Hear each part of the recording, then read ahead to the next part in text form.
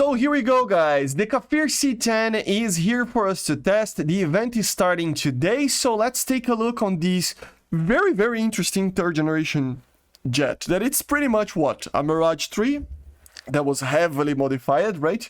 But it's still on its heart a Mirage-like aircraft, right? So it's kind of funny that this is pushing the limits of what a third generation jet can do in the modern day, right? But yeah, very cool. The Colombian flag over here, very cool. Of course, it's gonna come for the Israelis, but yeah.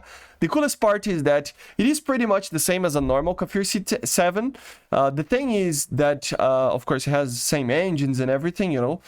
The main thing is that it changes the nose over here to carry this, it's not appearing here, but it carry basically an IASA radar. It's not appearing for some reason, but you get the idea, right? The Delta ELM 2032, which I think it's on as a radar. You let me know in the comments if I'm wrong, but yeah, I'm pretty sure. And with that, of course, we can carry some interesting missiles like the Rafael Derby missile. So yes, the Derby is indeed present in this aircraft. It is a 13.0, so very low BR for a Derby missile, but still, I mean, the platform is a very old one. Of course, still has the Python 3s as well. You can carry 4 Derbys, which is pretty cool. You can carry the Pythons. I would probably still take just 4 Derbys just because it's a better missile than the Python 3.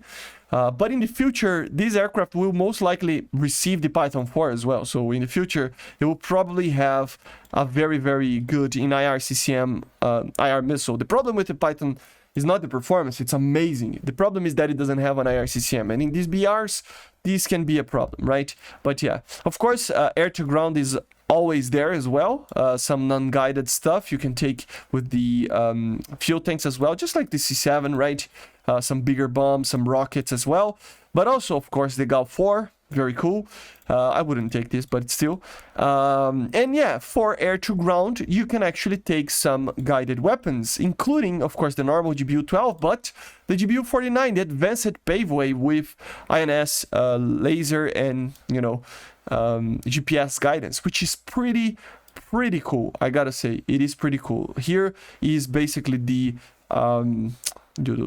stuff that you can get. Lightning tripod, so very cool. Let's test fly this thing a little bit with the normal loadout that it's here present for us. And then at the end of the video, I will show to you guys how you can test it as well. Middle, like, fuel there, just to see how it is on the game, how it feels like in a normal battle, right?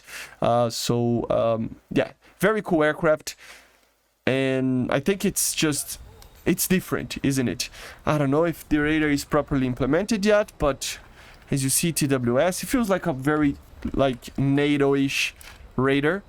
It doesn't feel like an IASA radar. No, it doesn't feel like an IASA radar. So it might not be ready yet. We have the fuel tank over there. Very cool. It looks pretty cool, doesn't it? With this bigger nose on there. You have this cool cockpit with a helmet, of course. But look at this. Very cool modern cockpit. These MFDs are very similar to the Autofighter, the coloration stuff. This is the RWR, right? So very cool cockpit. I mean, it's pretty much the same as the C7 with some MFDs and different HUDs and everything, right? So it's very similar to that. Of course, we have our beloved Derby missile, one of the best missiles in the game. Obviously, it is a Fox 3 missile. So it's pretty cool. You do not have a lot of flares or chaff, which is something that might be a problem. You gotta think about that. And of course, since it's a very old design, although it turns very well, you gotta think about energy loss while 30, right? Because these are delta wing designs with canards. It's funny because it is basically the same layout as an Eurofighter or a FAL, right? But it is an older design, so it loses a little bit of speed. It takes a little bit of time. Remember, the J79 isn't the most efficient engine ever compared to the M88, the Eurojet, and some others, right? Of course, it's a very it's an older engine, right? But it's still pretty amazing on the power to weight, you know, so it accelerates very well. Remember, the Kafirs were some aircraft that basically had the best, you know, acceleration times a little while back, like a bigger while, a very big while back, right? But yeah, guys, and that's pretty much what it is. You have the helmet over here. Of course, you can use the helmet to guide the Python.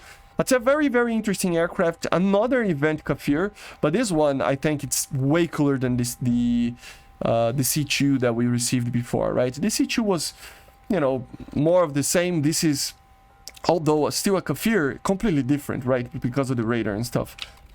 And just to show a little bit to you, let's test it out a little bit of the air-to-ground capability. Oh, no, I cannot test because, yeah, I forgot. Because it's a test and stuff, I cannot test it with the bombs. But it doesn't matter. You know how those bombs work. So, very cool aircraft. For you to test it out, you don't need the link anymore. You just go into your, you know, the player profile, go to achievements, winter tails, and then you will just pick the aircraft over here and click preview.